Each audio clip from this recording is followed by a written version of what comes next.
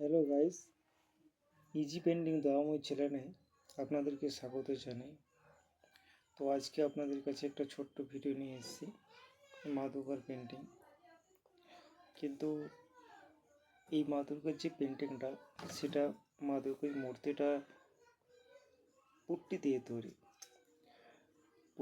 তৈরি, কিন্তু পুট্টির তৈরির সময়টা আপনাদেরকে দেখাতে পারলাম না, কারণ সেই সময়টাতে আমার মোবাইলটা ধরে রাখার মতো পাশে কেউ ছিল না।